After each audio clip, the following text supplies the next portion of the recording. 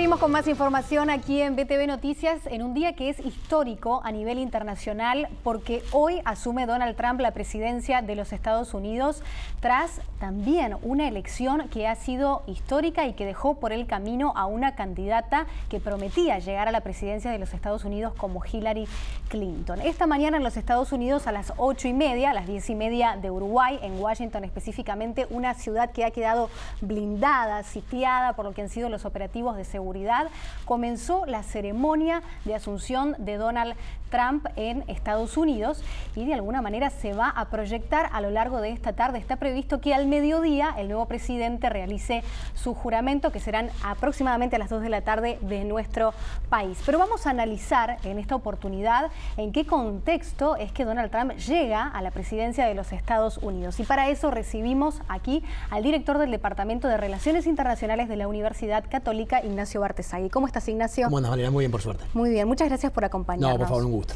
Nos gustaría que nos explicaras precisamente en qué tablero internacional se inscribe la llegada de Donald Trump a Estados Unidos, y para eso vamos a compartir con los televidentes la primera placa, el primer gráfico que nos muestra de alguna manera y nos describe cuáles son los puntos principales de este escenario internacional, ¿no? Sí, porque es un tablero muy complejo. Estamos en un contexto realmente marcado por una crisis internacional en lo económico, en lo político, hay crisis humanitarias, hay cierto cuestionamiento de los organismos internacionales, los procesos de integración se están viendo fuertemente afectados, hay que analizar lo que pasa con el Brexit, que está golpeando muy fuertemente a la Unión Europea, todo lo que tiene que ver con el terrorismo, muchos conflictos potenciales, por ejemplo los que tenemos en Asia-Pacífico, en el Mar del Sur de China, o siempre el conflicto latente en Corea del Norte. Entonces, en un contexto de muchísima incertidumbre, tenemos a un Trump que, bueno, que presenta algunas señales negativas en cuanto a la certidumbre, justamente porque es muy impulsivo y porque no es un presidente que cuente con experiencia en política internacional.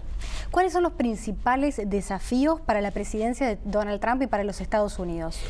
Fundamentalmente el respeto al derecho internacional, porque estamos viendo un presidente que ha cuestionado el medio ambiente.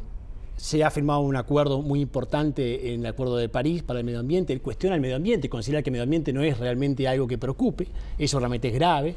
También cuestiona bastante, o sea, está a favor de Rusia y en algunos accionarios de Rusia que pueden complicar mucho el derecho internacional, como por ejemplo la anexión de la península de Crimea. Esto es una violación flagrante del derecho internacional y Trump ha comentado que estaría realmente dispuesto a aceptar el reconocimiento de la anexión de Crimea, ¿no? Entonces está en contra de la OTAN, ¿no? Y también tiene una posición bastante complicada en Medio Oriente, porque allí tiene una visión del conflicto árabe-israelí que difiere de la de Obama. Tiene una posición con Siria y en cómo atacar al Estado Islámico que también es distinta. Y después cuestiona el acuerdo con Irán, el acuerdo nuclear con Irán. Por lo tanto, en gran parte la política que se ha desplegado en Medio Oriente, que es una zona estratégica, difiere de lo que se ha venido, digamos, siguiendo en los últimos años. Vamos a ver esto que estábamos conversando en la segunda placa, pero además me gustaría preguntarte, Ignacio, se está metiendo en camisa de 11 varas, de alguna manera. ¿Qué posibilidad hay de que concrete efectivamente estos planes que vienen siendo anunciados desde su campaña?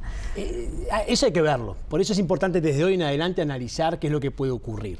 Está claro que el presidente de Estados Unidos tiene mucho poder, pero no tiene tanto poder como nos imaginamos. Es cierta fantasía, siempre con el poder de la primera potencia a nivel mundial. Pero hay límites. Los límites se los va a imponer el Congreso, que es un Congreso con mayoría republicana, pero que se ha posicionado en contra de algunas de las posturas del presidente, su propio gabinete. El gabinete, que es ultraconservador, está de acuerdo en el fondo de muchas de las políticas de Trump, pero discrepa en los medios de cómo llegar. Y después también está el derecho internacional, el establishment, las propias empresas norteamericanas, los propios consumidores, porque esto que hablamos de la política proteccionista que puede seguir Trump, quizás tiene efectos en el corto plazo, pero en el mediano plazo y en el largo plazo vamos a ver a un Estados Unidos que tiene que pagar más sus productos, a empresas que necesitan de insumos de China y de todas partes del mundo que los van a tener que pagar más, por lo tanto van a perder competitividad. Ese es un aspecto clave para ver qué sostenimiento pueden tener las políticas de Trump. Mencionaste a China y en la tercera placa, no tengo confirmación si los televidentes nos están acompañando precisamente con la visualización de las placas, pero por si acaso, la relación con China es otro de los principales desafíos para Estados Unidos. Es un desafío porque se mezcla ahí lo político con lo económico comercial, porque así tenés la política proteccionista que va a aplicar Trump, ¿no? Que ha dicho que va a aumentar los aranceles a todo lo que venga de China. Es cierto que tiene un déficit comercial muy abultado. Pues Estados Unidos, digamos, importa de China lo que el Mercosur importa de todas partes del mundo. Digamos, estamos hablando de muchos miles de millones de dólares, ¿no? Entonces, y importa componentes también. Entonces, ¿qué relación van a tener? Va a estar marcada por estas políticas proteccionistas hasta ver hasta dónde llegan. Pero después está lo político, que tiene que ver con Taiwán y que tiene que ver con la posición que siga Donald Trump en el conflicto del Mar del Sur de China, donde ya ha cuestionado algunas de las acciones seguidas por China de establecimiento de algunas islas. Y eso, ojo, que sí podría derivar en un conflicto de envergadura mayor. ¿Qué pasa con México? Acá tenemos aspectos industriales y tenemos también el conocido muro que se quiere levantar y quién lo va a financiar o no. Tenemos además la situación del levantamiento del embargo comercial a Cuba y también tenemos la situación con Venezuela. Parecen ser otro de los principales desafíos para Trump al asumir esta presidencia. Sí, de lo poco que se habla de América Latina ha sido eso. Ha sido México fundamentalmente. América Latina es poco importante para el presidente. No está en su agenda. No está en su agenda, está México en su agenda por razones que tienen que ver con los aspectos migratorios, que no se pueden simplificar solo aspectos migratorios, sino que tienen que ver también con el narcotráfico y todo lo que ocurre en la frontera con México, que es algo muy complejo. Después tenemos un problema comercial con México, donde también se le imputa la pérdida de industrias norteamericanas, ¿no? Y de empleo norteamericano. Por eso se plantea renegociar el NAFTA, que es el acuerdo que vincula a Estados Unidos, Canadá y México. Y después también está el tema de Cuba, que sabemos poco. No se sabe qué va a hacer, qué política va a seguir Trump con Cuba. ¿Qué postura va a adoptar? ¿Qué postura va a adoptar en seguir o no este restablecimiento pleno de las relaciones con Cuba que ha iniciado Obama? A mí me parece que de forma exitosa. Y estos dos temas son importantes, Marina, porque son el vínculo también con América Latina.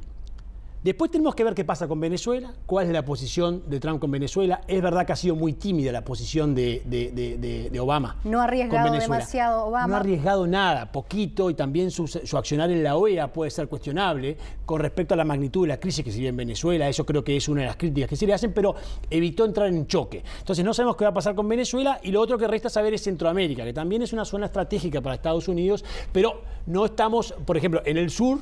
Tenemos la suerte, en este caso, de no estar en ninguna polémica y en ninguna política específica de Donald Trump. Ignacio, y viniendo a casa, comparto contigo la última placa. ¿Qué puede esperar Uruguay y cuál es la estrategia desde el punto de vista comercial que debe adoptar nuestro país? Bueno, Uruguay tiene que aprovechar que no está en la polémica, el Mercosur, ¿no? Entonces, se espera que el presidente norteamericano siga una política pragmática, tanto con Temer como con Macri, porque no hay ningún conflicto latente en el sur en este momento. Estados Unidos no ha mirado al sur y tiene cierta afinidad con Macri, por lo empresarial, por sus negocios, bueno, etcétera, ¿no? El perfil. El perfil, ¿no? Este de los perfiles también es importante. Uruguay tiene que aprovechar esta situación. ¿Para qué?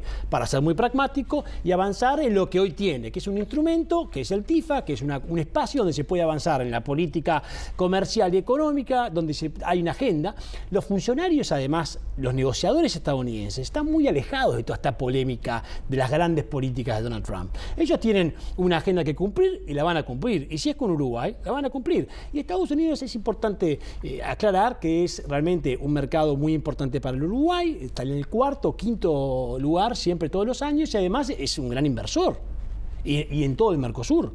Entonces, tenemos que ser muy pragmáticos, reconocer que en algunas ocasiones probablemente algunos gobiernos tengan que posicionarse en contra de algunas políticas polémicas de Donald Trump, pero que seguramente hay que ser muy fino y estratégico en reconocer que no se puede tener una mala relación con la primera potencia a nivel mundial, y en ese sentido Uruguay tiene que ser bien pragmático para llevar una relación que avance en lo económico comercial con Estados Unidos. Excelente. Ignacio Bartesagui, muchísimas gracias por este profundo análisis. Seguiremos hablando sobre el tema porque va a dar mucho que hablar. Este es recién el comienzo. Sí, sin lugar a dudas, con todo gusto, Marina. Muchas gracias. Por favor.